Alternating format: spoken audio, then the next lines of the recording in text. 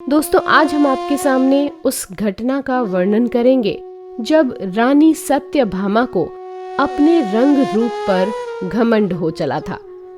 एक बार कृष्ण भगवान द्वारका में रानी सत्यभामा के साथ सिंहासन पर विराजमान थे।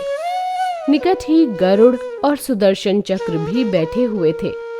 तीनों के चेहरे पर दिव्य तेज झलक रहा था। बातों ही बातों में रानी सत्यभामा ने श्री कृष्ण से पूछा कि हे प्रभु, आपने त्रेता युग में राम के रूप में अवतार लिया था। सीता आपकी पत्नी थी, क्या वे मुझसे भी ज्यादा सुंदर थीं? द्वारकाधीश समझ गए कि सत्यभामा को अपने रूप का अभिमान हो गया है। तभी गरुड़ ने कहा कि भगवान, क्या दुनिया में मुझसे भी ज्यादा तेज गति से कोई उड़ सकता है? इधर सुदर्शन चक्र से भी रहा नहीं गया और वे भी कह उठे कि भगवान, मैंने बड़े बड़े युद्धों में आपको विजय श्री दिलवाई है। क्या संसार में मुझसे भी शक्तिशाली कोई है? भगवान मन ही मन मुस्कुरा रहे थे। वे जान रहे थे कि उनके इन तीनों भक्तों को अहंकार हो गया है और इनका अहंकार नष्ट करने का समय आ गया है।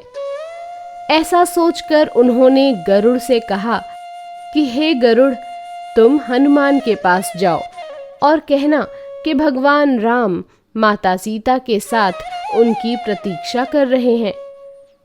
गरुड़ भगवान की आज्ञा लेकर हनुमान को लाने चले गए। इधर श्री कृष्ण ने सत्यभामा से कहा कि देवी, आप सीता के रूप में तैयार हो जाएं। और स्वयं द्वारकाधीश ने राम का रूप धारण कर लिया। मधुसूदन ने सुदर्शन चक्र को आज्ञा देते हुए कहा कि तुम महल के प्रवेश द्वार पर पहरा दो और ध्यान रहे कि मेरी आज्ञा के बिना महल में कोई प्रवेश न करे। भगवान की आज्ञा पाकर चक्र महल के प्रवेश द्वार पर तैनात हो गए।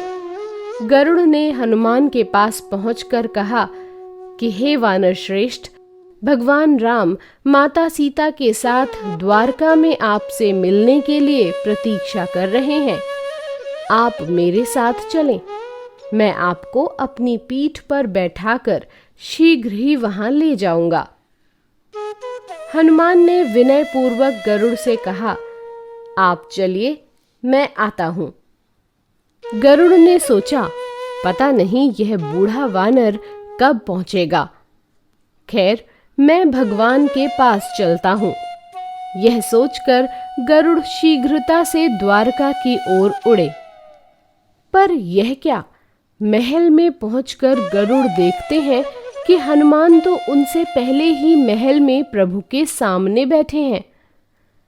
गरुड़ का सिर लज्जा से झुक गया। तभी श्री राम ने हनुमान से कहा, पवन पुत्र, तुम बिना आज्ञा के महल में कैसे प्रवेश कर गए? क्या तुम्हें किसी ने प्रवेश द्वार पर रोका नहीं? हनुमान ने हाथ जोड़ते हुए सिर झुकाकर अपने मुंह से सुदर्शन चक्र को निकालकर प्रभु के सामने रख दिया।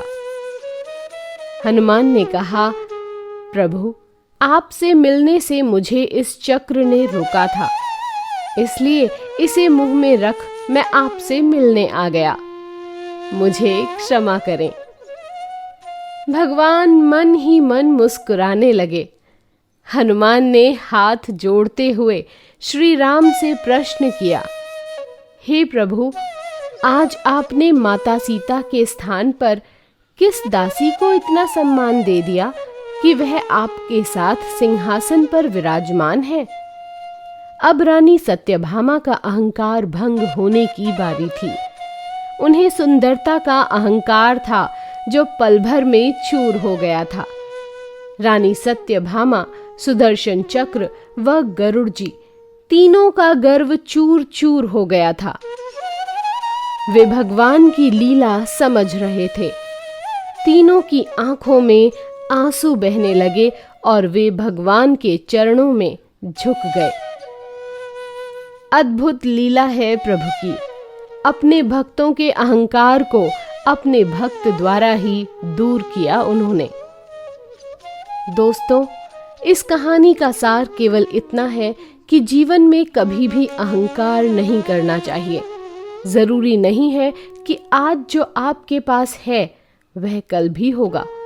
अपने अंदर जरा सा भी अगर अहंकार आने लगे तो स्वयं ठाकुर जी हमसे दूर हो जाते हैं। ठाकुर जी को निस्वार्थ भक्तों की ही जरूरत है, अहंकारी की नहीं। दोस्तों, आशा है ये वीडियो आपको जरूर पसंद आई होगी, तो वीडियो को लाइक करें, शेयर करें और चैनल पर अगर नए हैं तो सब्सक्राइब जरूर करें। धन्यवाद।